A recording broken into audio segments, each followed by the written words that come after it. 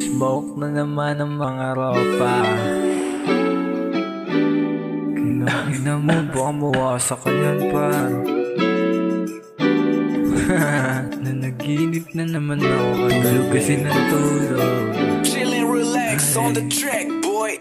Yeah, ikaw na ata ang pinakamagandang nangyari sa kwento kong hindi ko na mawari. Sakali na magbago ang lahat, hindi ko titigilan magsulat. Hanggat di kita makukuha sa pagkat nakasulat sa pisaran na magiging tayong dalawa. Ito na ata ang pinakamagandang nangyari sa ating pahina. Kitang-kita ko naman kung gaano kasaya. Muli kong bubuksan yung nakasarado kong mata. Di ko maipaliwanag aking nadarama. Para bang makaya, nahihibang na ata, lalo na kapag ikaw na ang nakikita. Ito na ang panimula sa kwento kong hindi ko inakala. Masusulat ko pala, ikaw ang nagbigay liwanag sa aking musika.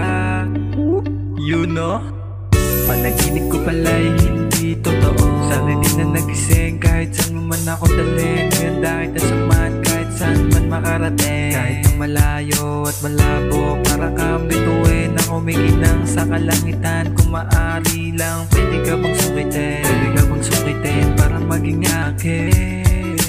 Di ko sukat nakalain, panaginip na pala. Tanging magigising sa tulog na puso ko damdamin. Kung sakali nagkatotoo, ikaw na siguro ang unang paborito ko. Kaso nga lang ay bigla ang pagliko, napatigil kaya huminto. Binibini sa akin panaginip, pwede ka bang magpakita kahit napasilip? Di na kailangan na sa tiba, kilala na kita kung paano pumanik. Kaso nga lang di na nakabalik. Yeah, sarap mo namang damahin, lalo na pag malamig na yung hangin. Di kita titigilan kahit mandilema ang aking paningin. Uy, par, ang kinagising par, nakatulog ka.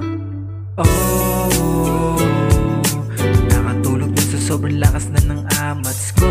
Di ko akalain na magkaganito, panaginip ko pala'y nagkatotoo. Parang binangon simula nung napaubo, hindi na makatayo, para bang nahihilo. Tulala sa gedli habang naka-FT, wasak na yung amats mo. Ang amats mo, wasak na yung amats ko. Yeah.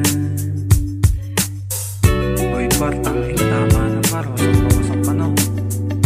Kinang-ina mo, tigil na natin to, gagi. Patayin ko na yung beat, ah. Tapos na rin naman yun. Ito na.